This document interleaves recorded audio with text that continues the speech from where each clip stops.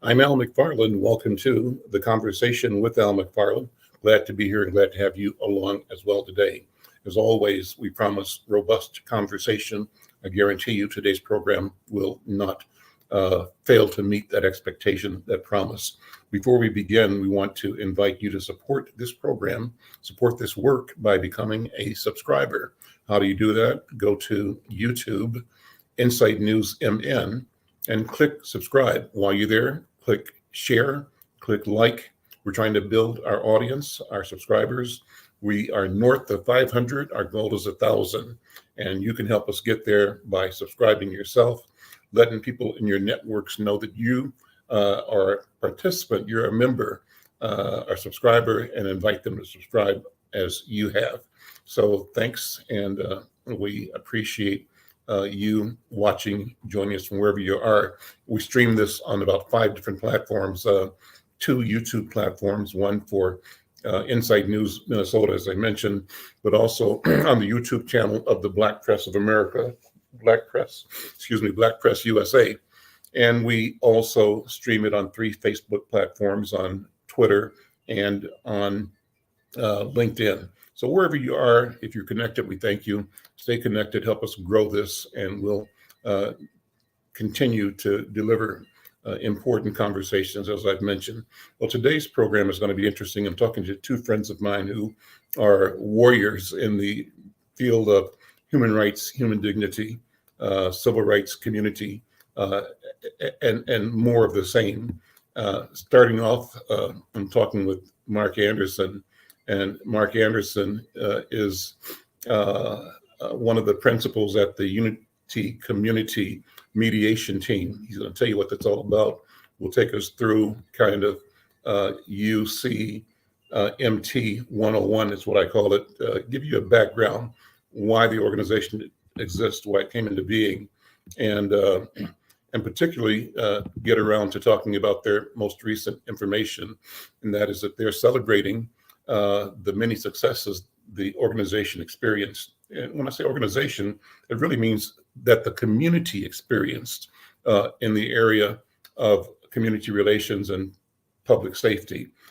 They put out a press release recently saying that Unity Community Mediation Team celebrates its many successes in 2023 with the community and public safety partners. They have an event on November 20th to highlight those successes. And 150 people showed up, 19 of their partner organizations. And we want to go over that event and sort of walk us through what those successes have been. First of all, Mark, good to see you, my friend, and welcome to the conversation. Yeah, thanks so much for having me on. Yeah, and I have a little kind of bio on you that I'll share, and that is that, let's see, where did it go here? Here it is. That you're no stranger to activism, politics, community development. You've been on the front line forever. It seems that you were press secretary for Jesse Jackson, the president, in 1988. You were the Minnesota press secretary then. You were with Wellstone for Senate in 1990. You were an aide. You worked with Governor Rudy Perpich from 89 to 90. You were a senior policy advisor for Senator Wellstone from 91 to 2002. And presently, you are the executive director of the Barbara Snyder Foundation. I'll ask you to talk about what that is as well. But Mark, let's start talking about the origin history of the Unity Community Mediation Team. And from there, talk about those things that you reported out to community and partners about the successes in 2023.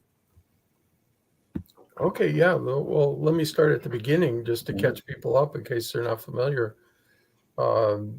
This goes back to 2003. Mm-hmm. And Community Relations Service of the United States Department of Justice came into Minneapolis to run a mediation between the Minneapolis Police Department and the city of Minneapolis and communities affected by police violence. This is 20 years ago. We met, and this was the 2 leaders in this effort, Ron Edwards and Clyde Bellecourt from the African American and American Indian community were the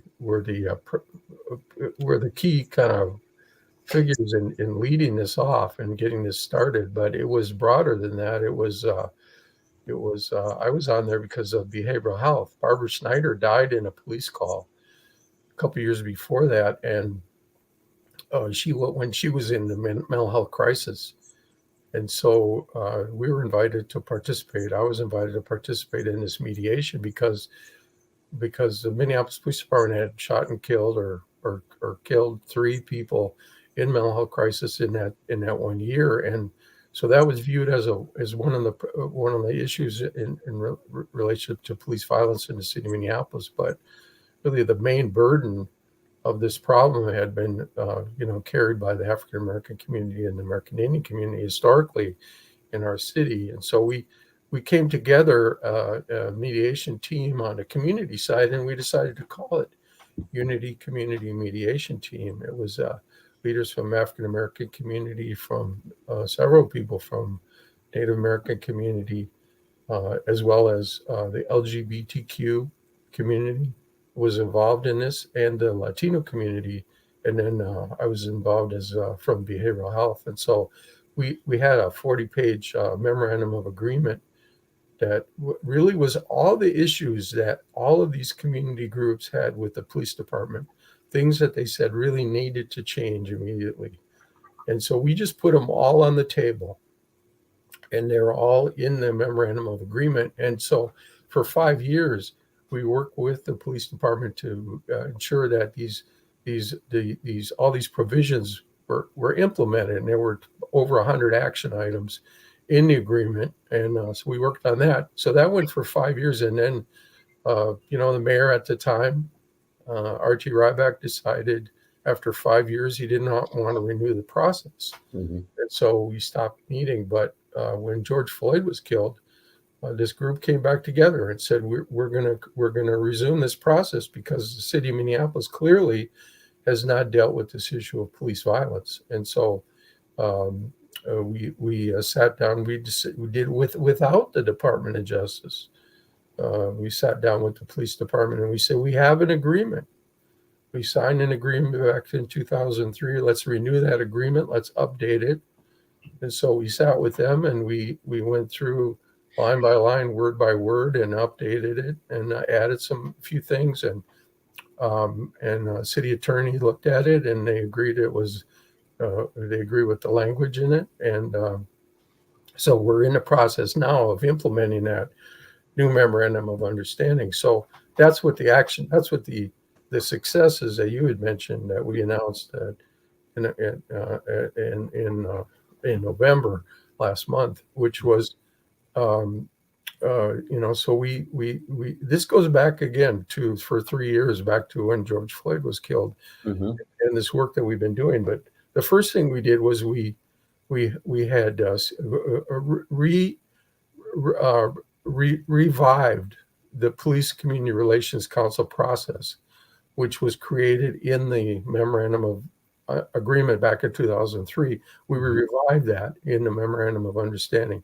And the 2 partners in that PCRC process, Police Community Relations Council, is the Minneapolis Police Department, and the other partner is the Unity Community Mediation Team. Okay. And we're the 2 signers on this agreement. So we revived that process. And what the PCRC is it's charged in the memorandum with ensuring the compliance with all of the action items in the agreement. So what we did, one of the other things we did is we created a compliance committee.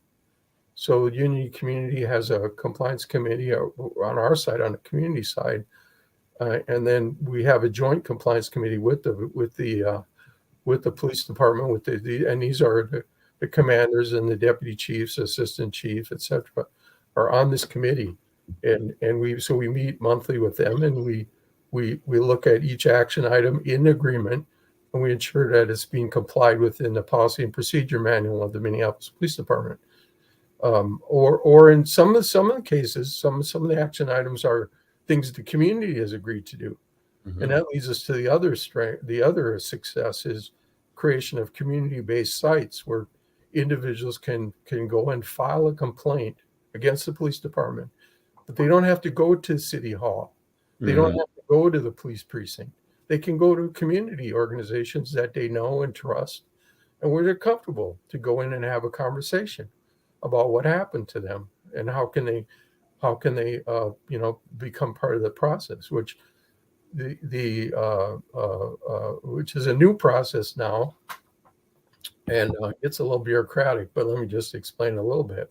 The Department of Minnesota Department of Human Rights sued the city of Minneapolis a couple of years ago after George Floyd was killed, and alleged mistreatment primarily of African American community and American Indian community by the Minneapolis Police Department. And so there was a settlement agreement to settle that lawsuit between the city and the Minnesota Department of Human Rights.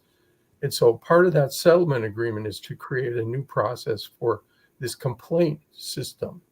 And so it's run through the Department of Civil Rights in the city of Minneapolis.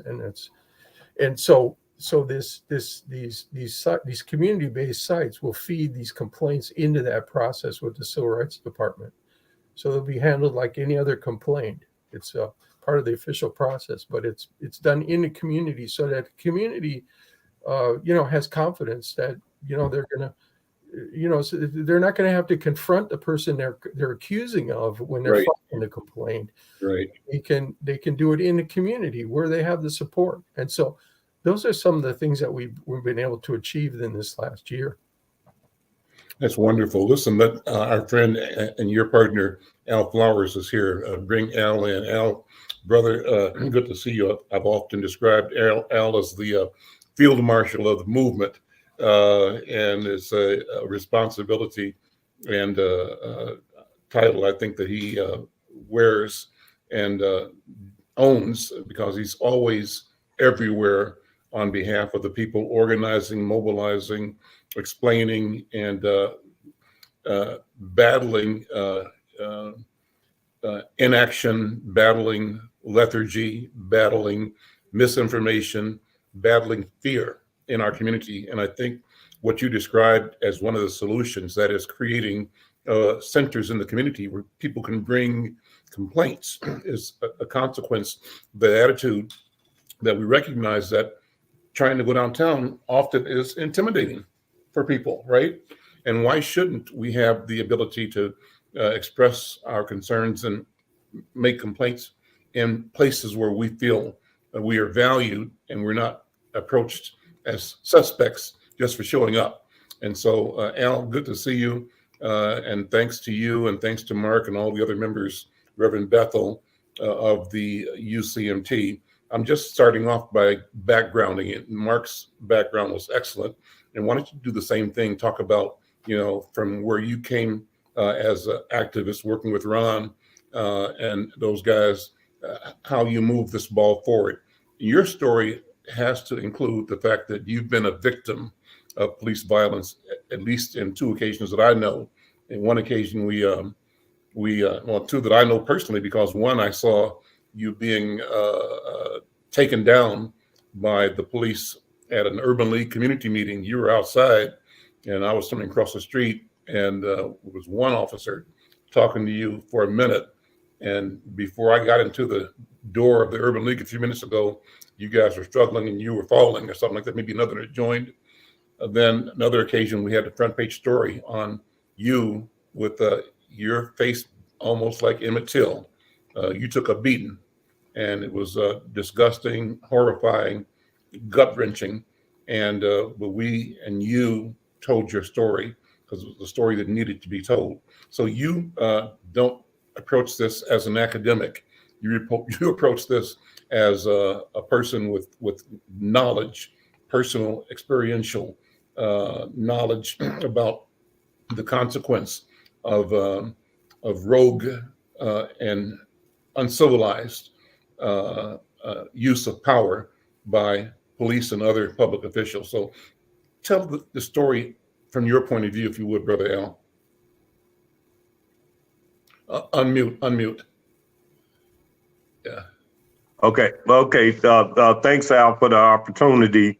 And Mark kind of laid it out, what the UCMT about. And as you said, you just told my story about, and it's been over 6 times I've had a run-in with the police just saying I had rights, saying I had civil rights, and so this is personal to me because of the time back when Ron Edwards and Clyde Belcourt were fighting about this issue of police brutality, and it came all the way to George Floyd getting killed, and I think what's happened here, Al, and to the audience, is that the UCMT has reignited in 2020 to try to be a part of the process. And one part of the process was making these community-based sites. This is something that the UCMT is proud of, that we open sites, and Mark talked about it, but he didn't say we have a site at New Salem Missionary Baptist Church where you can get in touch with Nene Holly there. Over in North Minneapolis, the NAACP, Cynthia Wilson, they have a site right over there on 11th and Broadway. New Salem is on 25th and Bryant. And then we have sites over south in the Somali community, over in the Cedar Riverside community. And we also have them in the Native American community, Indigenous Protectors and Little Earth. We have sites there in those places, and one at the headquarters at New Beginning Church, 4301 First Avenue. So that's a big accomplishment, and we working with the Civil Rights Department there on this process. So that was something big that we got done. We also got 25% of the action item done, Al.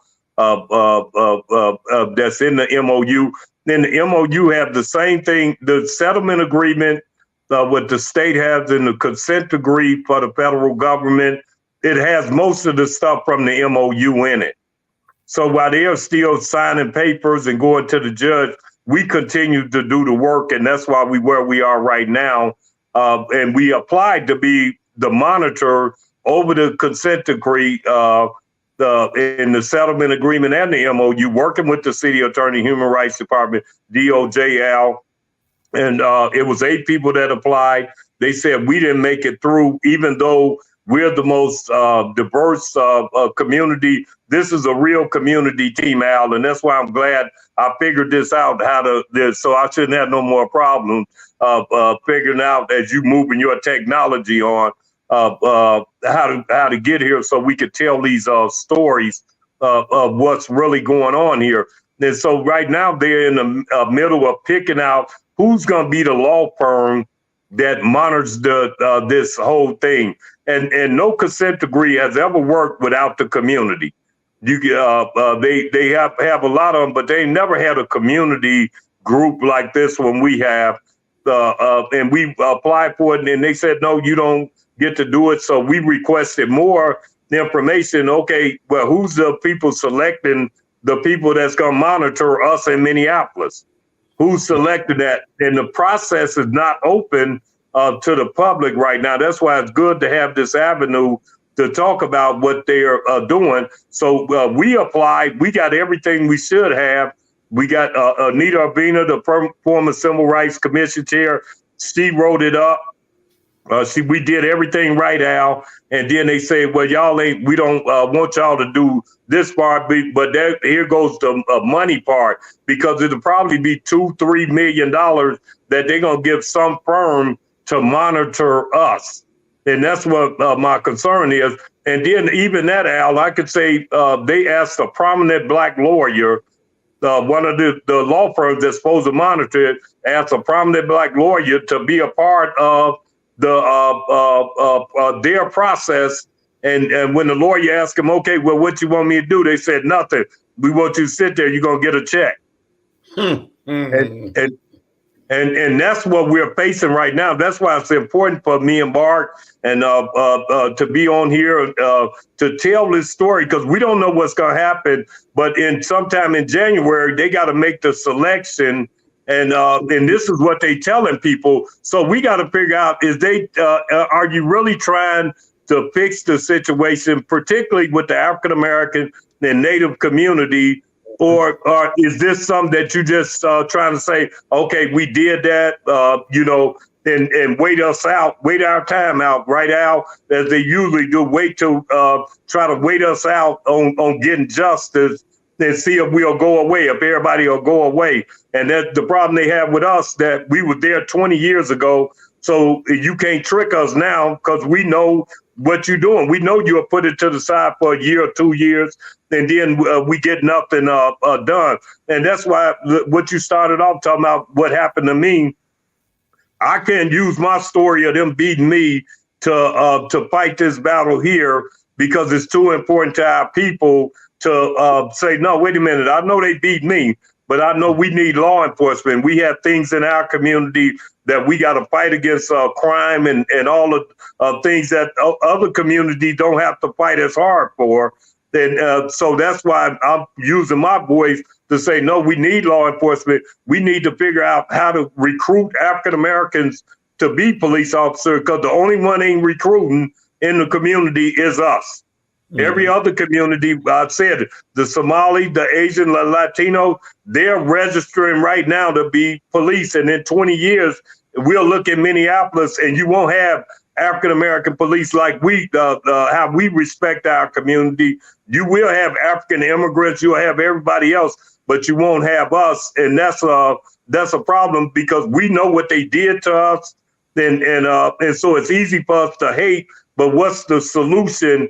And we're hoping that this is the solution, what we're doing with the UCMT, but we're going to need some help from our community, our people. If you don't want us to monitor our own process, this is not just the African Americans, the Native Americans are there, the Latinos are at the table, the African immigrants are at the table. So why wouldn't that party, why wouldn't the UCMT be the party to make sure that all these communities, as we always do in our community right now, we always make sure everybody's okay. Nobody makes sure we okay, but we still, no matter what, it's just in our blood to say, no, we are fair to everybody. And and we got a problem with this, but it's a story in this monitoring process that we must do. We got to see where we're going from now. And this is a big star right here on this show right here to let you know what they were doing. And that's why I said I got the number I had on you to get in contact besides your other number, Al, is I'm having a problem. So you got to call me. I got to lock that number in, because I'm having, I've been trying to get to you to tell you what they've been doing. And we got letters that Mark sent to the DOJ, the city attorney, who told us in an email yesterday, that I can't tell you what the process is. I look forward to working with you, but I can't tell you what the process is because of the procurement process. And that's where we are at right now, because we should be the monitor. It's about money. They don't want to put that money into our community. It's about marketing our sites, which what you do, Al. We got to mark. We just had a meeting this morning with the sites. I say it again: New Salem, Little Earth, the Indigenous Protectors, Cedar Riverside, the NAACP over north, New Salem over north, New Beginning over south. Those sites that we are open, we got open. And we got times with them, and we're working with the Civil Rights Department, because they're the ones that's taking all the complaints from the city. Now it don't go to Internal Affairs. So let me. So that's what we at now. Thanks. That's a great explanation, Al Flowers. But I want people who are watching and listening to get a sharp sense of where the power is.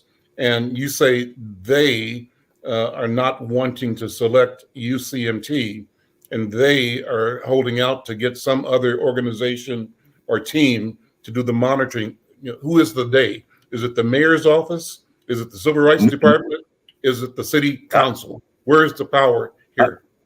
Al, I think it's the DOJ, the Human Rights Department, and the city must do what those two say. So that's what the city attorney said. We can't say nothing because we bind by what they saying they making them be in secret and not telling the community the steps they are taking to make this selection. And they've never had an entity like the UCMT that could say, no, hold up, wait a minute. We just want to know what's the process. Remember, they talk about transparency. They say they want transparency, and then, but now they telling us, no, this ain't a transparent process. How we select this this law firm, because now we're talking here. You got us that's working for nothing. We only got $50,000 from the Minneapolis Foundation, and we doing all this work, and now they trying to figure out how not to work with people that's doing the work. And that's why I said earlier, a lawyer, a prominent lawyer, said they asked me and he didn't do it. And I'm just holding back to see how we deal with that. And that's why I want to talk to you privately. Okay. Is the power more at DOJ or is it more at Minnesota Human Rights Department, or is it equally between the two of them where the power to make the decision lies? With the DOJ. Because they're the ones, they got the consent decree. The consent decree trumps the settlement agreement and the MOU as in power and enforcement. But the DOJ just never had a community that come back and say, look what we got here.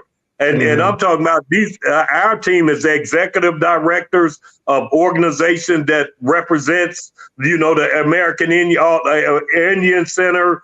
Our community, everybody, the churches, everybody knows about what we're doing.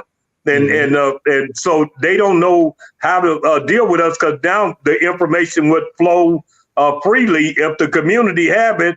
And they can't say that we're being unfair because when the police department hired Timberlake, we filed a complaint. When he hired Sorley, we filed a complaint. When we said the chief did not tell the truth about Timberlake, we filed a complaint. So, and then on the other end, so we filed a complaint there. We've been non-biased. And then on the other side, when the police called us, when there was a crisis in the Native community saying the police had killed this person, they called us. We went and looked at the film. And then we was able to tell the community, tell the Native to look at it. And they found out, no, that ain't true. So we stopped that fire. And then so when we stopped another fire with an African-American kid who went on a high-speed chase over north and crashed his car and almost beat himself up. And the mom came out and said the police beat him up. Well, we went and looked at the tape. See, no, she didn't beat him up. The car beat him up when he crashed. And we was able to tell the mother that and stop them from saying these kind of things happen. So Al, we did it right there. And when when the police are doing something, we filed a complaint. We did everything that a community should do. But in the city, at our last meeting, our annual meeting, who spoke at that annual meeting? The governor sent a thing to the UCMT telling them, thanking them for their great work. The BCA, Chief Hodges out in Bloomington, because these are people we work with. The mayor spoke and talked about the UCMT. The council public safety chair, Councilmember Betal spoke. Sheriff Witt spoke at this event. We had that's who, and the chief spoke, Chief O'Hara, and talking about how great it was. But on that same day we were doing it, that's the same day they sent us a letter saying we don't, y'all are not in the monitoring process with no explanation. That's where we're at right now. That letter came from Justice or came from Human Rights Department? That Mark would know more. Where did that letter come from? The letter informing you that UCMT was no longer a viable consideration. Yeah, I'm trying to think of that. It's been so many letters. I think it came from the city, telling us that. Okay, well, I'm curious. So maybe when you find it, we can. I'd love to follow up Okay, and yeah, we ask can get that to you. No the problem. sources, and have them explain what they meant and why they arrived at the conclusions that they arrived at. So this is important. Al, thank you again for this. Where do we stand now? And maybe both of you guys have some kind of, if you don't, it's okay, idea of how things look in both cities with budgets being passed, both in St. Paul and Minneapolis. And it seems to me, at least at first blush, both cities are paying more attention to trying to change some of the police interactions with the community. Obviously, they both want to have more staffing, but they seem to both be creating resources to engage organizations like UCMT or others to do some of the work that police really were not equipped to do. But what are your thoughts? Where are we right now? We had a big discussion. You alluded to, Al Flowers, after George Floyd was killed, and there was one school of thought that said, ban the police or disband the police, and there was I think a larger, more rational voice that you were part of saying, no, we need the police because we got problems in the community. We just don't need bad policing. We don't need bad policy. We don't need to be excluded from the decision-making and from the process of policing our own communities. We need to be engaged in that. Where do we stand right now? What do you think, Mark and Al? Al, you first. Yeah, I think we stand where we did a while ago, because it's still a problem with them recognizing African American and Native in this fight. Even the DOJ, when the U.S. Attorney came, Merrick Garland, I think I talked about this before. He came in and he wanted to talk about what they said about the Somali community when they told them to go back to Mogadishu. That's the police. And this is what Merrick Garland said, the U.S. Attorney. And he talked about Justine Diamond, the white lady from Australia that was killed over north. I don't know how she made it over south. But they never talked about African American and Native and what they did to us, and that's what I think is happening right now. This is what I keep telling our team. I think they don't want us to get it done, and they changing the format. They start talking about things that don't make sense for us to be fighting, because they talk about disability. And then they talked about the media, and that's to muddy everything up, Al. I think that's what they are doing, just putting all these things on disability, the First Amendment, talking about what they did to the Somali, talking about Justine Diamond, but not talking about what happened to the African American and the racism, because I still believe our communities have a suit. We have some kind of lawsuit, and I think that's why they don't want to talk about how long they've been doing this thing to the African American community. So where we stand is we have to keep working with MPD. Our community have to. When some of the progressive movement don't understand, they just want to say get rid of them, abolish, and they're not through with that notion. But they are not looking at our plight of what's happening, and that's why so many organizations got rich off of us. We get the misery, they get the money. You're saying, and it's so true, and that's what they're trying to do to us right now. We've been through the misery. We did everything right as a community to move on, and then they telling us, no, hold up. Because the first time when we was moving it forward, we were the only one had the best proposal in there. Then the city said, no, we're going to scrap that one because we would have been one of the finalists. Then we're going to open it up another one. And then they had 8 more organizations apply. and then we don't, and then you knock us out with big law firms. That law firms that's telling our people, "Hey, come on, get in, and I'm gonna get you a check." And this person said, "No, not this time. I'm not doing that." And they knew our work. That's the only reason they didn't. They knew what we were doing, and they know what the DOJ or the city, whoever sent that letter out, which it tells you how what Mark's saying. I don't know if it was the city. I'm saying it was the DOJ because we don't know where the letter come from. But we sent back to everybody, the city, the state, and the DOJ to ask them, "Hey, what about this?" Anything that a reporter would ask. And I think if Mark gets you all this the documents, you'll see what we're talking about with the story that we can't put together professionally. Like if you had this information, you'll say, "Okay, I see what they're doing." Mm-hmm. I ain't got a doubt that you would say, "Oh, okay, then." But we got emails, letters. We did it all the way we could, fighting for our community. But we need some bigger hands. We need to be a part of the marketing of what the DOJ doing. Because it's all about marketing. It's about telling people, "Hey, we got these other sites here. We got this, and how do we get these resources into our community to monitor our community?" Mm-hmm. So that's what I would say, Mark. I don't know what Mark's thinking. I don't know if I missed something. No, you didn't miss anything. I would just add another little wrinkle on this, which is, I think, Al, your question talking about this reform in St. Paul and Minneapolis, and are they doing anything different?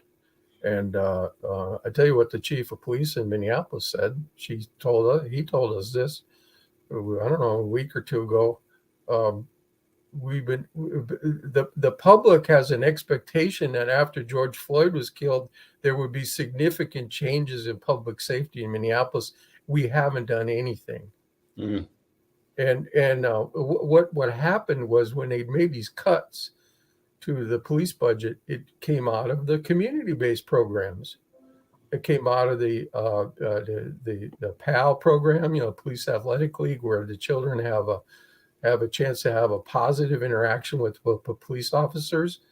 It came out of these ambassadors that they had, where these were people that were experts in areas that could handle things that the officers didn't know anything about. So the officer goes on a call. There's a domestic violence issue, mm-hmm. and needs to be a complaint needs to be filed, and they could bring in this person that's an expert at that could get the complaint filed right now, get it over to the county, get it in the process. When the officers are public safety people, they're not necessarily human resource and legal experts. They're about public safety, and so that's gone.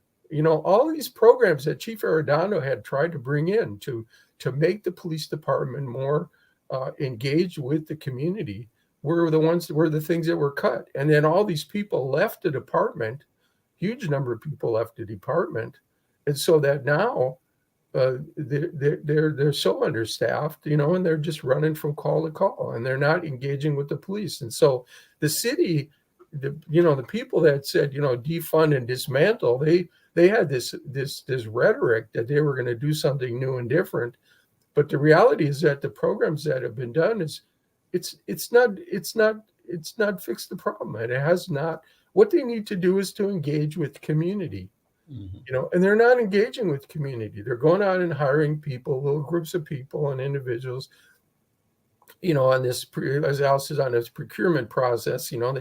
They create these little programs and stuff, but we need to change the culture in the police department and in the city so that we have respect for individuals, and so that we deal with this issue of how people have been historically mistreated in the city of Minneapolis. This is not just a small thing or just a recent thing or just a one-time thing. This is a systematic, needs to be dealt with. And the way you do that is you work with a group like Unity Community Mediation Team that is knowledgeable, that is professional, that has expertise and the commitment to stay with this for 20 years, do this stuff, work with the Unity Community Mediation Team, and get serious about repairing the relationship between our public safety professionals in our communities.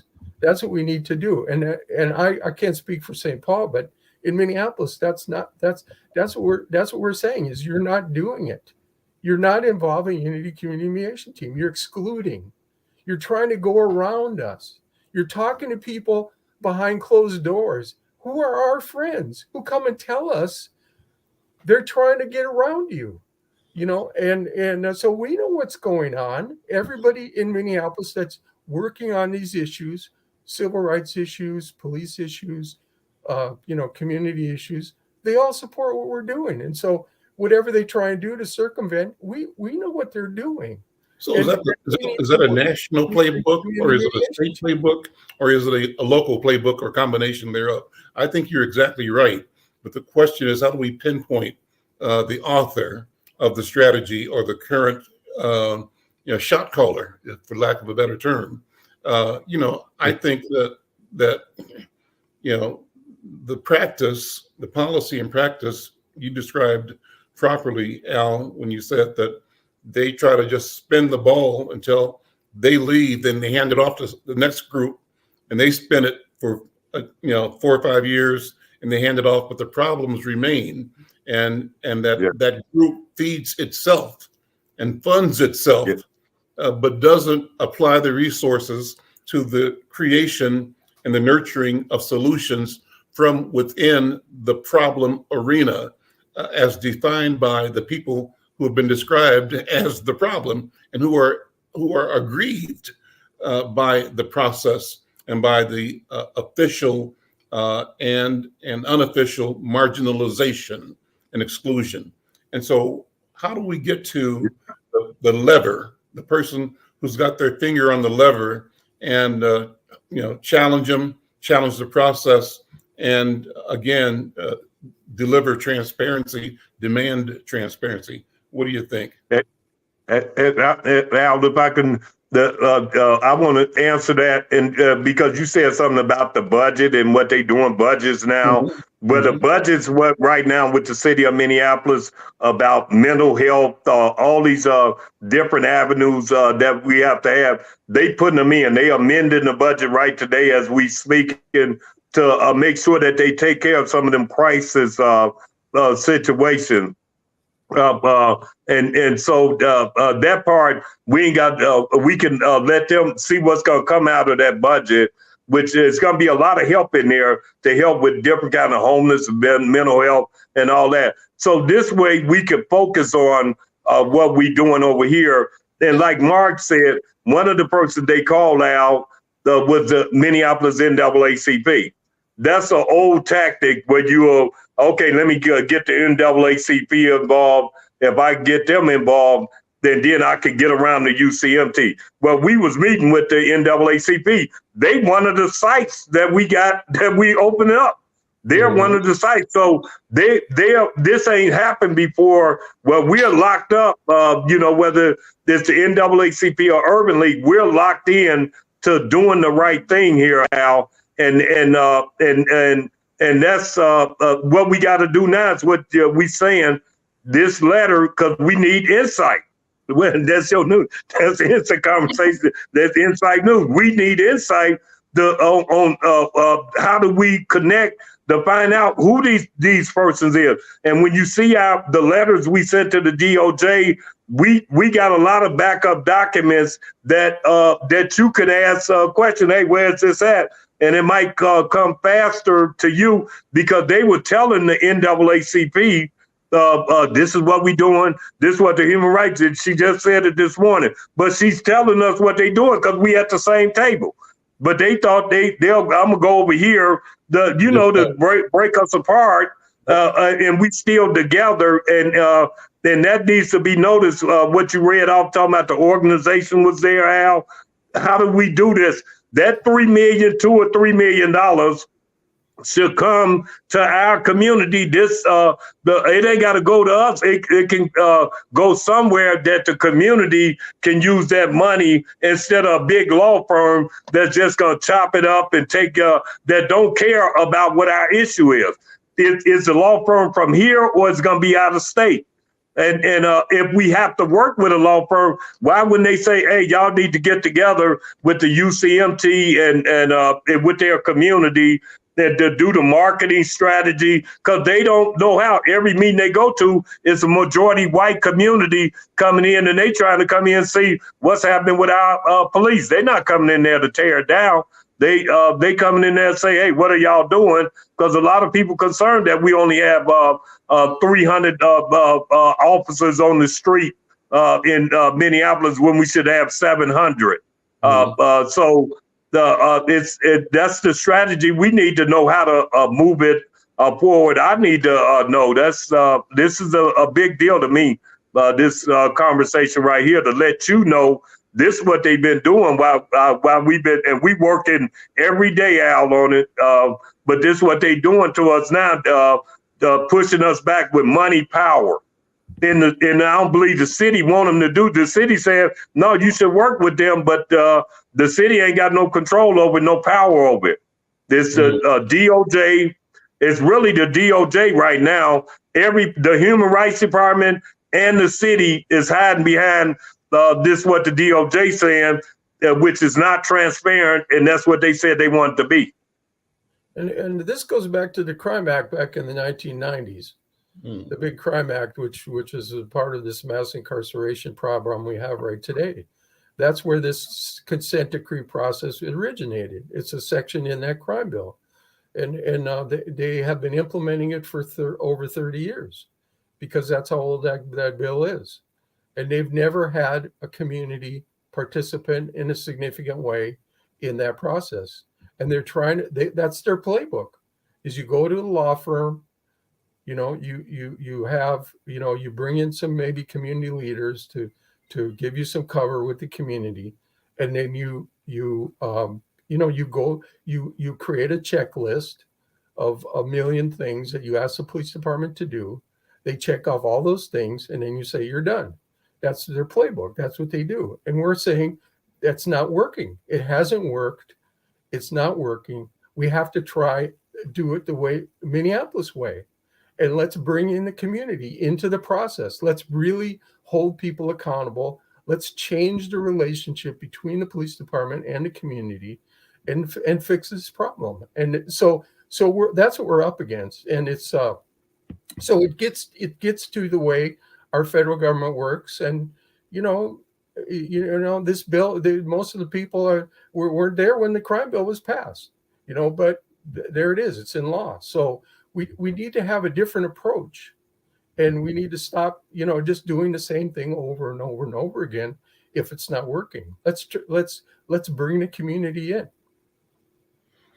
Al, what do you want people to do? How do we keep our community mobilized and aware? Thank you for doing this conversation, and thank you for what you do, the great work you do every Sunday on KMOJ. Wonderful programming, bringing voices of the community and the elected and appointed officials and holding people accountable. But what else do we need to do to keep our interest top of mind and keep the notion that we must be at the center of any solution, and that includes understanding and being at the center of revenue streams associated with problem solving, that we cannot simply accept that they have processes that award people that find the problem interesting, the money to study and to recommend, but in a way that doesn't produce real and lasting change and solutions for our community. Yeah, and sometimes it's okay to question what their real intent is. Is their intent to provide real solutions to problems, or are there other motivations? Al, what do you think? I don't think their intent is to solve the problem, because if you remember in 2018, I keep telling people the DOJ came in and gave Minneapolis police, who was beating our people for many years, a clean bill of health. Said you're doing everything right. That's on the record. that they came in before George Floyd got killed. Then when they came back, this is why they can't recognize us. That because they talk about Mogadishu, what they said to them, and Justine Diamond, because some of the other stuff had happened before the Justine Diamond and before the statement of Mogadishu was made. So they couldn't really put a real story together. Al, they couldn't really put a story together about us, because they would have to say, yeah, we knew they was beating them blacks back in 2016, 2017, 2018. We knew that they were that was happening. So I think they want to play like they doing something, but then they said it's about the media and it's about disability. And you know, when you say disability, is that mental health? Because that's a disability. Because I'm sure you're not talking about people in wheelchairs or, you know, so disability is so wide. But if you could put that in there along with Justine Diamond, along with talking about the First Amendment of the media, and then, and you don't never mention African American and Native, then you win it. And so we mentioned every time we talk about African American and Native. What can we do moving forward? What we talking about right now, Al? That's a strategy. This is what we said at ours. In 2024, it's all marketing. It's all telling our community these are where the sites are. That these are where you could go to. You go to our website. Go to different things. It's all supposed to be about marketing in 2024, because we met sometime 10 times in a month, the UCMT, with different issues, whether it's DNA, we met. Now we're going down to monthly meetings, but now the whole schedule is supposed to be, from my perspective, is about marketing and getting this, whatever they do, the Justice Department and MDHR, whatever they do, we got to have a big amount of dollars to say, no, we want to tell our community this is what's going on line by line, and bring that fund into our community, and not try to get. And so whatever law firm it is, Al, I think we have to challenge, hey, what are y'all doing? They tried to use the NAACP, couldn't do it. They can't use the American Indian Movement. And those are the main two bodies that's been hurt in this whole process. So I think what having a marketing strategy to get all over the city to neighborhoods, saying this is what we're doing here, and we want them to support. That's what I want to be doing. But I think the media is a big deal. What you do is the big deal to help us tell this story for the citizens of Minneapolis. And we had, like I said, Al, support from the governor, the BCA, everybody, the chiefs, everybody saying this is a good process. But we don't have the capital like that, where we could go to court and saying, wait a minute, why can't we be monitored? But that don't mean we ain't gonna get it. And we have built an institution here that we can leave to our next generations. And that's what and those are some of our sites on the screen right there that you could go to. We got time. We put times together today. So that's the work we've been doing. And now we need our media support to make them do the right thing here. And I think we can, Al.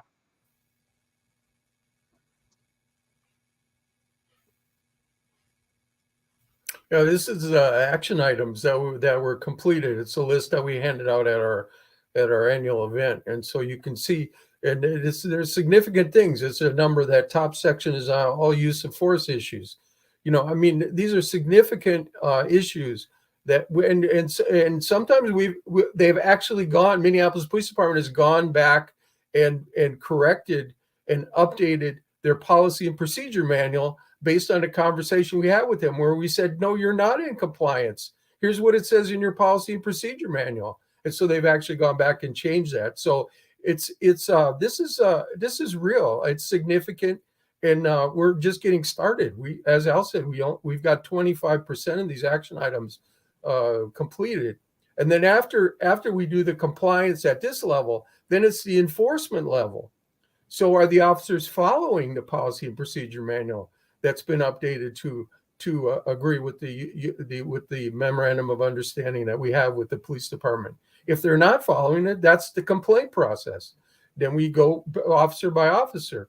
And we talked this morning, and there was one of the people on the call said there's a large group of people, dozens of people that have complaints about one officer. Well, let's get those complaints in the system. Let's deal with it. So that's what we're doing. Listen, gentlemen, thank you both so very much. Thank you for reporting out today. Thank you for the work that you do. Thank you for staying the course with the Unity Community Mediation Task Force. We'll continue this conversation, and we'll have you back as often as we can just to get updates. We think the issue is critical. We have to pay attention. And again, thank you both for leadership and service to our community. With that, we'll see you next time. I'm Al McFarland. Thank you for being here with us on the conversation with Al McFarland. We'll see you next time. Thank you.